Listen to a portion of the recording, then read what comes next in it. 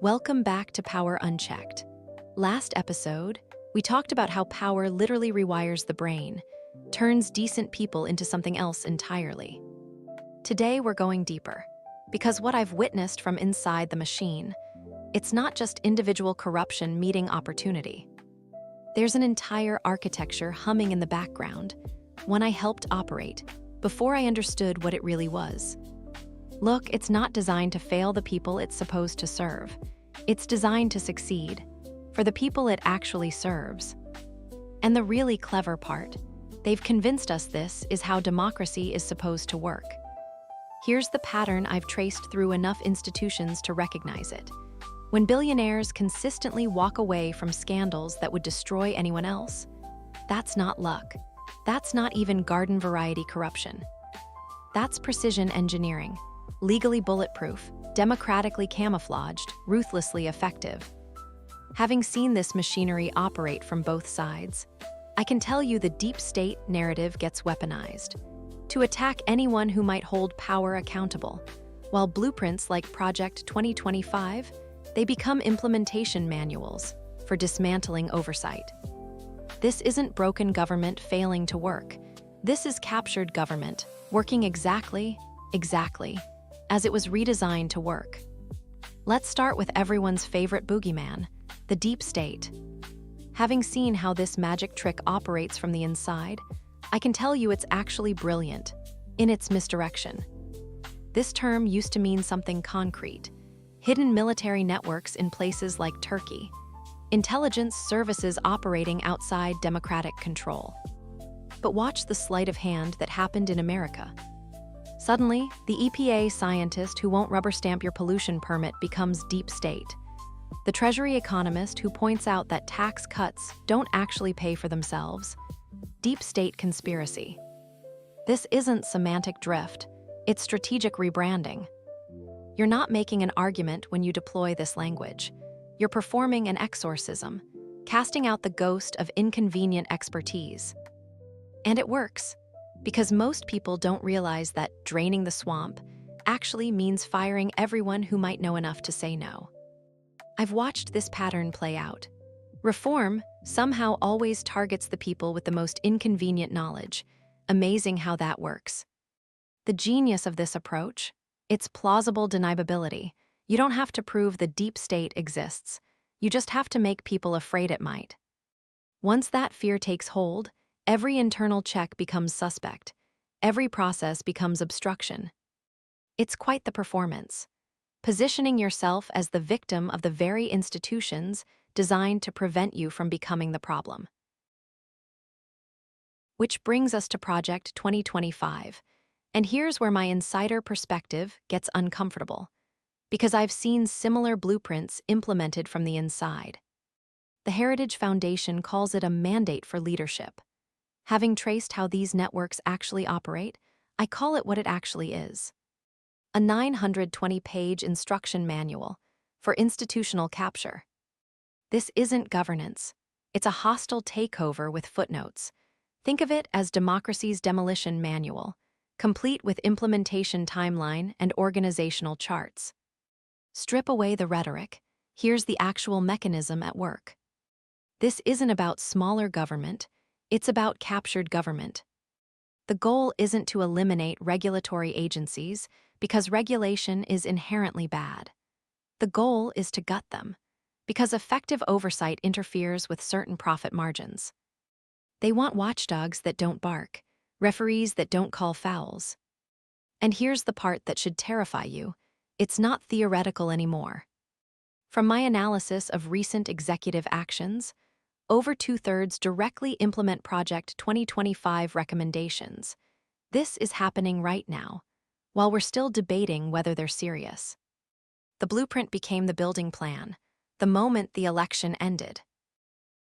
The crown jewel of this operation, Schedule F. Sounds boring, right? That's the genius of it, designed to fly under the radar, while fundamentally reshaping how government functions. Here's what Schedule F actually accomplishes. It converts tens of thousands of protected civil service positions into political appointments. Translation: fire anyone with inconvenient expertise. It's like turning institutional knowledge into a game of musical chairs. Except the music stops whenever uncomfortable truths get too loud. Think about what this means in practice. Right now, the scientists at the CDC aren't worried about getting fired for recommending unpopular public health measures. The economists at Treasury don't lose sleep over projecting that tax cuts won't pay for themselves. Schedule F changes that equation entirely. Telling inconvenient truths becomes a career-ending calculation. This is regulatory capture's final form. Why fight expertise when you can simply eliminate it? The fox doesn't need to guard the henhouse if there are no chickens left. Mass replacement turns out to be so much more efficient than traditional influence operations. Now let's examine the fuel that powers this entire operation: money as a democratic immunity system. Post-Citizens United, we entered what I call the oligarch era of American politics, and having observed this transformation from multiple institutional vantage points, the strategic pattern is unmistakable. Billionaires dropped nearly $2 billion into the 2024 elections alone. But here's what should terrify you. For them, that's pocket change, with astronomical ROI. When someone spends $200 million on an election, that's like a person with $50,000 in assets spending $25. It's not a sacrifice. It's a rounding error, with compound returns. Watch this alchemy in action. One billionaire's wealth reportedly jumped over $400 billion after the election. $400 billion. That's not just political influence. That's literally converting campaign contributions into personal wealth multipliers. The return on investment makes casino odds look conservative. Now we have billionaires heading government departments, specifically designed to cut regulations that directly affect their business empires. It's the perfect closed-loop system. Deploy wealth to capture political power. Use political power to protect and expand wealth. The system doesn't just tolerate this conflict of interest, it incentivizes it with tax advantages. But direct political contributions, just the tip of the iceberg. The real genius lies in what I call the intellectual infrastructure. Think tanks, advocacy groups, the entire ideological ecosystem. These aren't just policy shops, they're idea laundering operations. Here's the pattern I observed from inside these networks. When certain ideas kept losing at the ballot box, their wealthy supporters realized they needed to change the conversation before they could change the votes. So they built an entire parallel intellectual ecosystem. Democracy was working against them, so they decided to work around democracy. It's a long game, and it's working. Heritage Foundation recommendations implemented within 6 months, 68% under the current administration. 68%. Policies that benefit a tiny fraction of the population get packaged as freedom and economic growth. They've managed to make protection of extreme wealth sound like protection of American values. That's not policy work, that's propaganda, with academic credentials and foundation funding. Then there's the revolving door, my personal favorite, because it's so beautifully corrupt in its elegant simplicity. You regulate an industry for a few years. Then that industry hires you for 10 times your government salary. Suddenly, being tough on Wall Street or Big Pharma becomes a very expensive career choice. I've watched this calculation happen in real time. The cryptocurrency industry provides a perfect case study.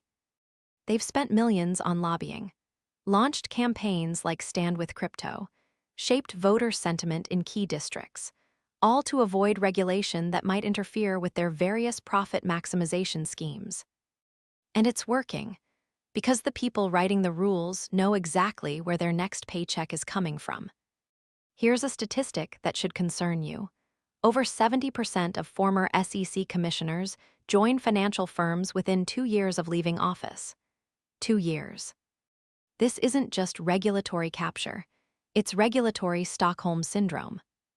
The agencies meant to protect us from corporate abuse end up identifying with their captors. They don't just fail to regulate, They actively advocate for the industries they're supposed to oversee. The watchdogs become guard dogs, and the house gets robbed from the inside. Even when laws exist on paper, the architecture of impunity turns them into suggestions with loopholes. Complex legal frameworks, drafted with extensive corporate input, are riddled with escape routes. That make accountability a choose-your-own-adventure book. And wealth always chooses the ending where everyone walks away clean. Here's how it works in practice. Corporation causes environmental damage, pays a fine that's a fraction of the profits they made, and no individual executive faces consequences because of corporate liability shields. Meanwhile, the fine gets written off as a business expense. Average time between identifying financial violations and meaningful penalties, 4.2 years. 4.2 years. It's not a penalty. It's a subscription fee for bad behavior, and for billion-dollar companies, it's remarkably affordable. Remember those privacy concerns we discussed last episode? Same playbook in action. Internal corporate policies designed to sound protective actually function as opacity shields.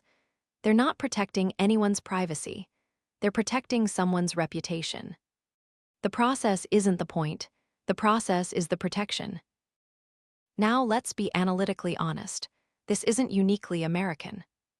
The architecture of impunity is a global franchise. In Russia, China, Turkey, you see remarkably similar patterns. Powerful networks operating beyond electoral accountability, just with different aesthetic preferences. The methods vary, but the outcome is depressingly consistent.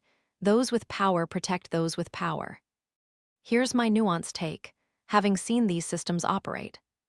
Not every market-oriented idea is inherently corrupt.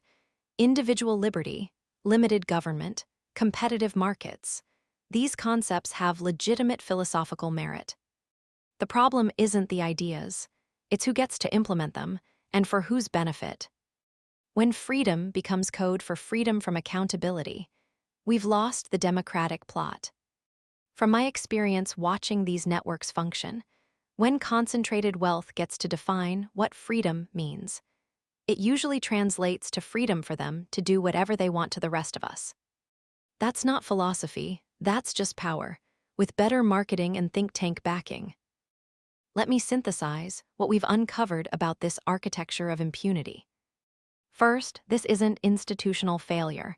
It's institutional success, just not for the constituency we assumed it served.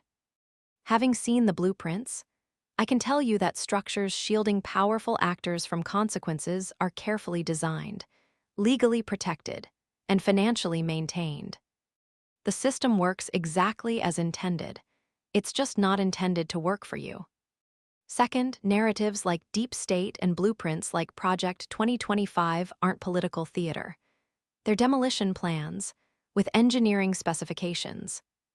They're designed to dismantle the very concept that power should face constraints, when oversight becomes sedition and expertise becomes obstruction. The game has been systematically rigged.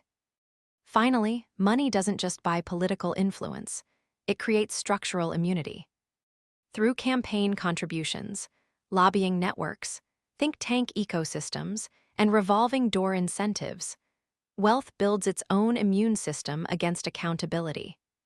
It's not corruption in the traditional sense, it's evolution.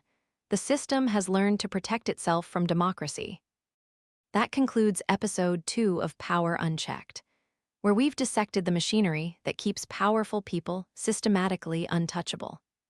We've seen how seemingly separate elements actually function as integrated components of a single system designed to make accountability vanish for those who can afford the architectural blueprints.